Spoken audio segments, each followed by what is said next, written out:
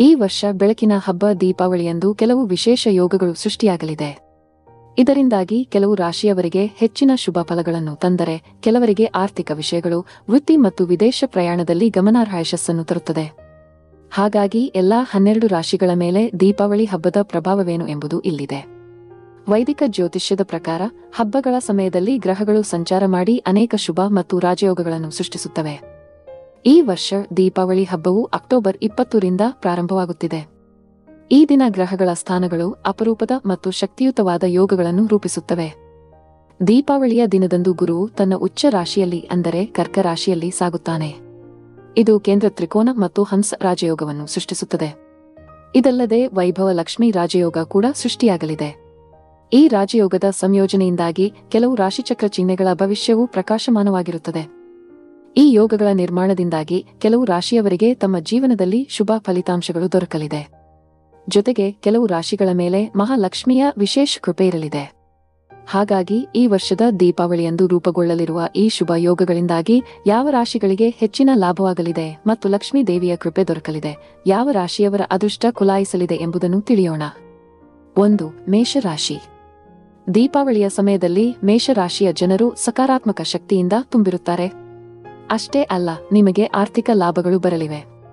ಅಷ್ಟೇ ಅಲ್ಲ, ವ್ಯಾಪಾರ ಕ್ಷೇತ್ರದಲ್ಲಿ ಹೊಸ ಅವಕಾಶಗಳು ಸಿಗಬಹುದು. ವೈಯಕ್ತಿಕ ಸಂಬಂಧಗಳಲ್ಲಿಯೂ ನೀವು ಸಂತೋಷ ಮತ್ತು ಶಾಂತಿಯನ್ನು ಕಾಣಬಹುದು. ನಿಮ್ಮ ಜೀವನದಲ್ಲಿ ಈ ದೀಪಾವಳಿಯು ಸಂತೋಷ ಮತ್ತು ಸಮೃದ್ಧಿಯನ್ನು ತರಲಿದೆ. ಮೇಷರಾಶಿಗೆ ಸೇರಿದ ಜನರು ಹೂಡಿಕೆ ಮಾಡಬೇಕೆಂದು ಯೋಚಿಸುತ್ತಿದ್ದರೆ ಈ ಅವಧಿಯ ನಿಮಗೆ ಉತ್ತಮವಾಗಿರಲಿದೆ. ಭವಿಷ್ಯದಲ್ಲಿ ನಿಮಗೆ ಹೆಚ್ಚಿನ ಲಾಭವಾಗುವ ಯೋಗವಿದೆ. ವೃತ್ತಿ ಜೀವನಕ್ಕೆ ಸಂಬಂಧಿಸಿದಂತೆ ಮೇಷರಾಶಿಗೆ ಸೇರಿದ ಜನರಿಗೆ ಈ ದೀಪಾವಳಿಯಲ್ಲಿ ಅತ್ಯುತ್ತಮವಾದ ಅವಕಾಶಗಳು ದೊರಕಬಹುದು. 2. ವೃಷಭ ರಾಶಿ. ವೃಷಭ ರಾಶಿಗೆ ಸೇರಿದವರಿಗೆ ಈ ದೀಪಾವಳಿಯು ಬಹಳ ಲಾಭದಾಯಕವಾಗಿರಲಿದೆ. ಈ ಸಮಯದಲ್ಲಿ ಹಠಾತ್ ಆರ್ಥಿಕ ಲಾಭದ ಸಾಧ್ಯತೆ ಇದೆ ಮತ್ತು ಅದೃಷ್ಟವು ನಿಮಗೆ ಅನುಕೂಲಕರವಾಗಿರುತ್ತದೆ. ಕುಟುಂಬದಲ್ಲಿ ಸಂತೋಷ ಮತ್ತು ಸಾಮರಸ್ಯ ಹೆಚ್ಚಾಗುತ್ತದೆ ಮತ್ತು ಮನೆಯಲ್ಲಿ ಶುಭ ಘಟನೆಗಳು ನಡೆಯಬಹುದು. ಸಂಬಂಧಗಳು ಸಿಹಿಯಾಗುತ್ತವೆ ಮತ್ತು ಬಡ್ತಿಗೆ ಅವಕಾಶಗಳು ಉದ್ಭವಿಸುತ್ತವೆ. ವ್ಯಾಪಾರ ಅಥವಾ ಹೂಡಿಕೆಯಲ್ಲಿ ತೊಡಗಿರುವವರಿಗೆ ಈ ಸಮಯವು ಹೊಸ ಅವಕಾಶಗಳು ಮತ್ತು ಪ್ರಯೋಜನಗಳನ್ನು ತರುತ್ತದೆ. ಹೆಚ್ಚುವರಿಯಾಗಿ ಯಾವುದೇ ಹಣಕಾಸಿನ ಅಡೆತಡೆಗಳು ಪರಿಹರಿಸಲ್ಪಡುತ್ತವೆ ಮತ್ತು ನೀವು ಹಣವನ್ನು ಉಳಿಸುವಲ್ಲಿ ಯಶಸ್ವಿಯಾಗುತ್ತೀರಿ. 3. ಮಿಥುನ ರಾಶಿ. ದೀಪಾವಳಿಯು ಮಿಥುನ ರಾಶಿಯವರಿಗೆ ಅತ್ಯಂತ ಪ್ರಯೋಜನಕಾರಿ ಆಗಬಹುದು. ಈ ರಾಶಿಚಕ್ರ ಚಿಹ್ನೆಯ 2ನೇ ಮನೆಯಾದ ಸಂಪತ್ತಿನ ಮನೆಯಲ್ಲಿ ಹಂಸ ರಾಜಯೋಗವು ರೂಪುಗೊಳ್ಳುತ್ತಿದೆ. ಇದು ಸಂಪತ್ತು ಮತ್ತು ಆತ್ಮವಿಶ್ವಾಸದ ಹೆಚ್ಚಳವನ್ನು ಸೂಚಿಸುತ್ತದೆ. ಈ ಸಮಯದಲ್ಲಿ ನೀವು ಕೆಲವು ಆಸ್ತಿಯನ್ನು ಖರೀದಿಸಬಹುದು ಅಥವಾ ಹೂಡಿಕೆಗಳಿಂದ ಉತ್ತಮ ಲಾಭವನ್ನು ಗಳಿಸಬಹುದು. ಜನರು ನಿಮ್ಮ ಸಂಭಾಷಣಾ ಕೌಶಲ್ಯ ಮತ್ತು ಕೆಲಸದ ನೀತಿಯಿಂದ ಪ್ರಭಾವಿತರಾಗುತ್ತಾರೆ. ಇದು ಹೊಸ ಅವಕಾಶಗಳಿಗೆ ಕಾರಣವಾಗಬಹುದು. ಕುಟುಂಬ ಜೀವನದಲ್ಲಿ ಹೆಚ್ಚು ಸಾಮರಸ್ಯ ಇರುತ್ತದೆ ಮತ್ತು ಹಳೆಯ ಭಿನ್ನಾಭಿಪ್ರಾಯಗಳನ್ನು ಪರಿಹರಿಸಬಹುದು.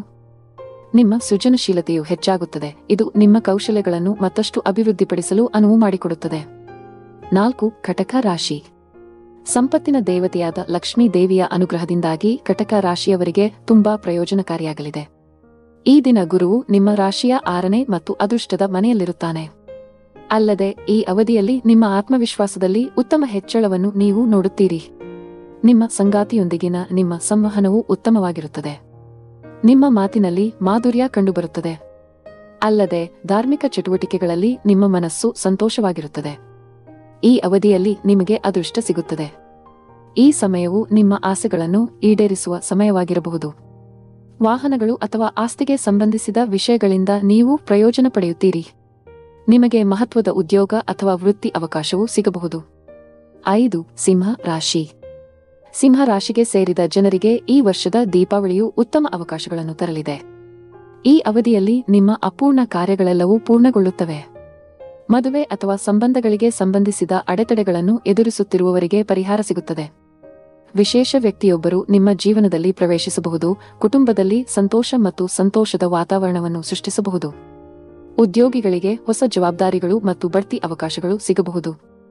ಉದ್ಯಮಿಗಳು ಅನಿರೀಕ್ಷಿತ ಆರ್ಥಿಕ ಲಾಭಗಳನ್ನು ಸಹ ಅನುಭವಿಸಬಹುದು.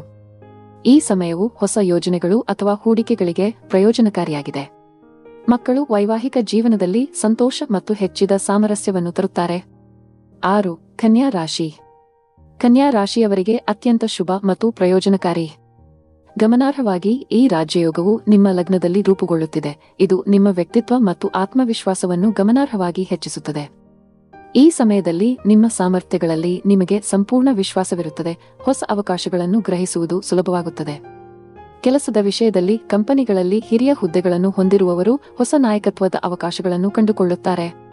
ಅವಿವಾಹಿತರಿಗೆ ವಿವಾಹ ಪ್ರಸ್ತಾಪಗಳು ಸಾಧ್ಯತೆ ಇದ್ದು ಅವರ ಜೀವನಕ್ಕೆ ಹೊಸ ಸಂತೋಷವನ್ನು ತರುತ್ತವೆ. 7. ತುಲಾ ರಾಶಿ. ಈ ದೀಪಾವಳಿಯು ತುಲಾ ರಾಶಿಯವರಿಗೆ ಹಂಸ ಮತ್ತು ಕೇಂದ್ರ ತ್ರಿಕೋನ ರಾಜಯೋಗದಿಂದ ತುಂಬಾ ಅನುಕೂಲಕರವಾಗಿರುತ್ತದೆ. ಈ ರಾಜಯೋಗವು ಈ ರಾಶಿಚಕ್ರದ ಕರ್ಮಯೋಗದಲ್ಲಿ ಒಟ್ಟಿಗೆ ಬರುತ್ತದೆ. ಈ ಅವಧಿಯಲ್ಲಿ ನಿಮಗೆ ಬಡ್ತಿ ಸಿಗುವ ಸಾಧ್ಯತೆಯಿದೆ. ಕೆಲಸದಲ್ಲಿ ನಿಮಗೆ ಹೊಸ ಜವಾಬ್ದಾರಿಗಳು ಸಿಗಬಹುದು. ಸಮಾಜದಲ್ಲಿ ನಿಮಗೆ ಗೌರವ ಸಿಗುತ್ತದೆ. ಅಲ್ಲದೆ ಸಮಾಜದಲ್ಲಿ ನಿಮ್ಮ ಗೌರವ ಹೆಚ್ಚಾಗುತ್ತದೆ. ವ್ಯವಹಾರದಲ್ಲಿ ಹೊಸ ಆದೇಶಗಳನ್ನು ಪಡೆಯಬಹುದು. ಸ್ನೇಹಿತರ ಸಹಾಯದಿಂದ ನಿಮ್ಮ ಎಲ್ಲಾ ಕೆಲಸಗಳನ್ನು ಪೂರ್ಣಗೊಳಿಸಲು ನಿಮಗೆ ಸಾಧ್ಯವಾಗುತ್ತದೆ. 8. ವೃಶ್ಚಿಕ ರಾಶಿ. ಹಂಸ ಮತ್ತು ಕೇಂದ್ರ ತ್ರಿಕೋನ ರಾಜಯೋಗ ಒಟ್ಟಿಗೆ ಬರುವುದರಿಂದ ವೃಶ್ಚಿಕ ರಾಶಿಯವರಿಗೆ ಶೀಘ್ರದಲ್ಲೇ ಒಳ್ಳೆಯ ದಿನಗಳು ಪ್ರಾರಂಭವಾಗುತ್ತವೆ. ಈ ರಾಜ್ಯಯೋಗವು ಈ ರಾಶಿಚಕ್ರ ಚಿಹ್ನೆಯ ಅದೃಷ್ಟ ಸ್ಥಾನದಲ್ಲಿ ಒಟ್ಟಿಗೆ ಬರುತ್ತದೆ. ಈ ಅವಧಿಯಲ್ಲಿ ನಿಮಗೆ ಅದೃಷ್ಟ ಸಿಗುತ್ತದೆ.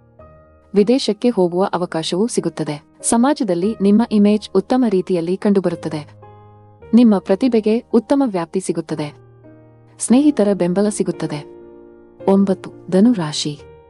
ನಿಮ್ಮ ಆದಾಯ ಗಮನಾರ್ಹವಾಗಿ ಹೆಚ್ಚಾಗುತ್ತದೆ ಮತ್ತು ಹೊಸ ಆದಾಯದ ಮೂಲಗಳು ಹೊರಹೊಮ್ಮುತ್ತವೆ. ಕೌಟುಂಬಿಕ ಸಮಸ್ಯೆಗಳು ಕೊನೆಗೊಳ್ಳಬಹುದು ಮತ್ತು ವಿವಾಹಿತ ದಂಪತಿಗಳು ಮಕ್ಕಳೊಂದಿಗೆ ಭಾಗ್ಯ ಪಡೆಯುವ ಸಾಧ್ಯತೆಯಿದೆ. ಈ ಸಮಯವು ವಾಹನ ಅಥವಾ ಆಸ್ತಿಯನ್ನು ಖರೀದಿಸಲು ಉತ್ತಮ ಅವಕಾಶಗಳನ್ನು ನೀಡಬಹುದು. ಉದ್ಯೋಗಗಳಿಗೆ ತಯಾರಿ ನಡೆಸುತ್ತಿರುವವರು ಯಶಸ್ಸನ್ನು ಕಾಣುತ್ತಾರೆ ಮತ್ತು ಉದ್ಯೋಗದಲ್ಲಿರುವವರು ತಮ್ಮ ಬಯಸಿದ ಸ್ಥಳಕ್ಕೆ ವರ್ಗಾವಣೆಯಾಗಬಹುದು. ನಿಮ್ಮ ಎಲ್ಲ ಆಸೆಗಳು ಈಡೇರುತ್ತವೆ ಮತ್ತು ನಿಮ್ಮ ಜೀವನದಲ್ಲಿ ಸಂತೋಷವು ಮೇಲುಗೈ ಸಾಧಿಸುತ್ತದೆ. 10. ಮಕರ ರಾಶಿ. ಮಕರ ರಾಶಿಯವರಿಗೆ ವೈಭವ ಲಕ್ಷ್ಮಿ ರಾಜ್ಯಯೋಗದ ಪ್ರಭಾವದಿಂದ ಹೊಸ ಮತ್ತು ಸಮೃದ್ಧ ದಿನಗಳು ಪ್ರಾರಂಭವಾಗಲಿವೆ. ಈ ಸಮಯದಲ್ಲಿ ನಿಮ್ಮ ಅದೃಷ್ಟ ಬಲವಾಗಿರುತ್ತದೆ ಮತ್ತು ಬಾಕಿ ಇರುವ ಕೆಲಸಗಳು ಪೂರ್ಣಗೊಳ್ಳುವ ಸಾಧ್ಯತೆಯಿದೆ. ಹೊಸ ವೃತ್ತಿ ಅವಕಾಶಗಳು ನಿಮ್ಮ ದಾರಿಗೆ ಬರುತ್ತವೆ. ಇದು ಬಡ್ತಿಯನ್ನು ಬಲವಾಗಿ ಸೂಚಿಸುತ್ತದೆ. ವ್ಯವಹಾರದಲ್ಲಿ ಲಾಭಗಳು ಸಹ ಹೊರಹೊಮ್ಮುತ್ತಿವೆ. ನಿಮ್ಮ ಆರ್ಥಿಕ ಸ್ಥಿತಿಯನ್ನು ಬಲಪಡಿಸುತ್ತಿವೆ. ನೀವು ವ್ಯವಹಾರದಲ್ಲಿ ತೊಡಗಿಸಿಕೊಂಡಿದ್ದರೆ ನೀವು ಹೊಸ ಗ್ರಾಹಕರನ್ನು ಪಡೆಯುವ ಸಾಧ್ಯತೆಯಿದೆ ಅಥವಾ ಲಾಭದಾಯಕ ಒಪ್ಪಂದಗಳನ್ನು ಪಡೆಯುವ ಸಾಧ್ಯತೆಯಿದೆ. ಈ ಸಮಯದಲ್ಲಿ ದೇಶ ಅಥವಾ ವಿದೇಶಗಳಲ್ಲಿ ಪ್ರಯಾಣಿಸುವುದು ಸಹ ಸಾಧ್ಯವಿದೆ. ಈ ಸಮಯ ಸ್ಪರ್ಧಾತ್ಮಕ ವಿದ್ಯಾರ್ಥಿಗಳಿಗೆ ಸಹ ಶುಭವಾಗಿದೆ. ಪ್ರಮುಖ ಪರೀಕ್ಷೆಯಲ್ಲಿ ಯಶಸ್ಸು ಸಿಗುವ ಸಾಧ್ಯತೆಯಿದೆ. 11. ಕುಂಭ ರಾಶಿ. ಕುಂಭ ರಾಶಿಯವರಿಗೆ ಆದಾಯದಲ್ಲಿ ಹೆಚ್ಚಳ ಆಗಲಿದೆ. ಈ ಸಮಯದಲ್ಲಿ ಹೊಸ ವ್ಯವಹಾರ ಒಪ್ಪಂದಗಳು ಹೊರಹೊಮ್ಮುವ ಸಾಧ್ಯತೆಯಿದೆ. ಇದು ನಿಮ್ಮ ವ್ಯವಹಾರವನ್ನು ಹೊಸ ಎತ್ತರಕ್ಕೆ ಕೊಂಡೊಯ್ಯುತ್ತದೆ. ಷೇರು ಮಾರುಕಟ್ಟೆ ಅಥವಾ ಇತರ ಹಣಕಾಸು ಕ್ಷೇತ್ರಗಳಲ್ಲಿ ಹೂಡಿಕೆಗಳು ಉತ್ತಮ ಲಾಭವನ್ನು ನೀಡುವ ಸಾಧ್ಯತೆಯಿದೆ. ಉದ್ಯಮಿಗಳು ಹೊಸ ಪಾಲುದಾರಿಕೆ ಅಥವಾ ಸಹಯೋಗಕ್ಕಾಗಿ ಕೊಡುಗೆಗಳನ್ನು ಪಡೆಯಬಹುದು. ಇದು ಭವಿಷ್ಯದಲ್ಲಿ ಗಮನಾರ್ಹ ಲಾಭಗಳಿಗೆ ಕಾರಣವಾಗುತ್ತದೆ. ಹೆಚ್ಚುವರಿಯಾಗಿ ನಿಮ್ಮ ಮಕ್ಕಳಿಗೆ ಸಂಬಂಧಿಸಿದ ಕೆಲವು ಒಳ್ಳೆಯ ಸುದ್ದಿಗಳನ್ನು ನೀವು ಸ್ವೀಕರಿಸಬಹುದು. ಇದು ನಿಮ್ಮ ಕುಟುಂಬಕ್ಕೆ ಸಂತೋಷವನ್ನು ತರುತ್ತದೆ ಮತ್ತು ನಿಮ್ಮ ಜೀವನದಲ್ಲಿ ಸಕಾರಾತ್ಮಕ ಶಕ್ತಿಯನ್ನು ಹೆಚ್ಚಿಸುತ್ತದೆ. 12. ಮೀನ ರಾಶಿ. ಮೀನ ರಾಶಿಗೆ ಸೇರಿದ ಜನರಿಗೆ ದೀಪಾವಳಿಯ ಈ ಅವಧಿಯ ಬಹಳ ಶುಭವಾಗಿರಲಿದೆ. ಕೆಲಸಕ್ಕೆ ಸಂಬಂಧಿಸಿದಂತೆ ಈ ಸಮಯದಲ್ಲಿ ಧನ ಲಾಭವಾಗಲಿದೆ. ವ್ಯಾಪಾರಕ್ಕೆ ಸಂಬಂಧಿಸಿದಂತೆ ಮೀನ ರಾಶಿಗೆ ಸೇರಿದ ಜನರಿಗೆ ಈ ಅವಧಿಯಲ್ಲಿ ಹೊಸ ವ್ಯಾಪಾರಕ್ಕಾಗಿ ಉತ್ತಮ ಅವಕಾಶಗಳು ಲಭಿಸುವುದು. ಜೊತೆಗೆ ನೀವು ವ್ಯಾಪಾರದಲ್ಲಿ ವೃದ್ಧಿಯನ್ನು ಹೊಂದುವಿರಿ. ಈ ಸಮಯದಲ್ಲಿ ನೀವು ಹಣವನ್ನು ಉಳಿತಾಯ ಮಾಡುವುದರೊಂದಿಗೆ ಸಾಲಗಳಿಂದ ಮುಕ್ತಿಯನ್ನು ಸಹ ಹೊಂದುವಿರಿ. ಈ ಅವಧಿಯಲ್ಲಿ ಮೀನ ರಾಶಿಗೆ ಸೇರಿದ ಜನರು ಹೊಸ ವಾಹನವನ್ನು ಖರೀದಿಸುವ ಉತ್ತಮವಾದ ಯೋಗವಿದೆ. ಕುಟುಂಬ ಜೀವನಕ್ಕೆ ಸಂಬಂಧಿಸಿದಂತೆ ನಿಮ್ಮ ನಡುವಿನ ಪ್ರೀತಿ ಮತ್ತು ಸಂತೋಷ ಹೆಚ್ಚಾಗುವ ಸಾಧ್ಯತೆಯಿದೆ. ಈ ಸಮಯದಲ್ಲಿ ಮೀನ ರಾಶಿಗೆ ಸೇರಿದ ಜನರ ಆರೋಗ್ಯ ಉತ್ತಮವಾಗಿರುವುದು.